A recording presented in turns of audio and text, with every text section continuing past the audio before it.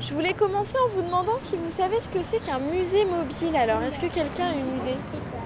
C'est un musée qui se déplace dans toutes les villes pour présenter sa représentation. Cet immense lapin rouge est une œuvre d'art. Vous l'avez certainement aperçu sur le port de Monaco. Pendant une semaine, le musée mobile, le MUMO, a accueilli des petits élèves de primaire. Cette opération, lancée en 2011, a une vocation pédagogique. Il s'agit de sensibiliser les enfants à l'art contemporain d'une façon originale. Ils ont une approche très spontanée avec l'art contemporain qui diffère un peu de celle des adultes qui peuvent avoir des petits blocages ou des barrières par rapport à tout ça. Et l'idée, c'est d'inverser un petit peu la tendance. C'est plus aux enfants d'aller vers le musée, c'est le musée qui vient directement dans leur cours d'école, sur le parking à côté de chez eux, qui s'inscrit dans leur quotidien pour faire tomber un petit peu les barrières et créer de la proximité avec eux. Et l'idée, c'est de créer une interaction perpétuelle entre le médiateur et l'enfant pour le questionner et lui donner confiance pour qu'il fasse travailler son imagination et qu'il affûte un petit peu son regard sur les œuvres. Donc l'idée, c'est de faire confiance à l'enfant et qu'il évolue un peu en autonomie dans cet espace qui est le sien en fait. À l'extérieur et à l'intérieur du camion se trouvent 13 œuvres spécialement créées par des artistes de renommée internationale, tels que Daniel Buren, Ghada Amer ou Paul McCarthy.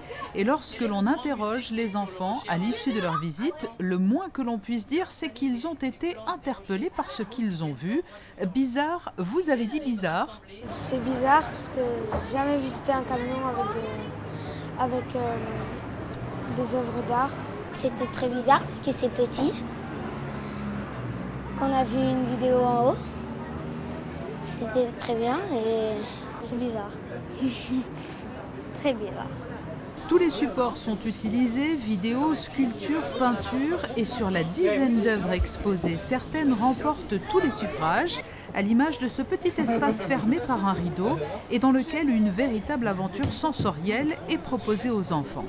Je me suis assise sur un fauteuil blanc, en bois, qui était arrondi. J'ai vu, c'est comme un œuf coupé en deux.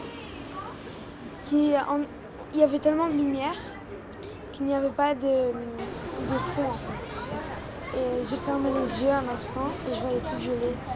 On dirait que c'était infini. Quand on regardait tout droit, on dirait que c'était infini. Et ça changeait de couleur. J'ai bien aimé là-bas, nous irons jusqu'au bout en fait. C'est joli avec les petites lumières. Depuis sa création il y a 3 ans, le MUMO a parcouru la France, le Cameroun, la Côte d'Ivoire, la Belgique et la Suisse.